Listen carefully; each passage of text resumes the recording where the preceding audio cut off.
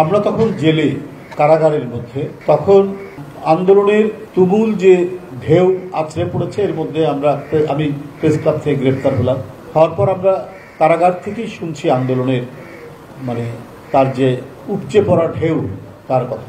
অনেক শিশু কিশোর তরুণের জীবন চলে যাচ্ছে, অনেক কিছু মর্মান্তিক হৃদয় বিদারক ঘটনা ঘটছে, কিন্তু তারপরেও কি অদ্ভুত উদ্দীপ্ত তারুণ্যের যে উচ্ছ্বাস আমরা দেখেছি, সেটা ভোলার মতো নয়। পানি লাগবে বলে গুলি খেতে খেতে মারা যাচ্ছে মুগ্ধ। পুলিশ বলছে যে একটা করে গুলি করি, পড়ে যায়, আরেকজনের সেই জায়গায় দাঁড়ায়। কি অসাধারণ আত্মহুতির, আত্মদানের নিদর্শন তৈরি করেছে এই ছেলেরা। কারণ এর পিছনে কাজ করেছে নজরুলের গান, এর পিছনে কাজ করেছে অনেক গীতিকারের উদ্দীপনামূলক গান, কবিতা, তারা গাইতে গাইতেই কাজ দিকে।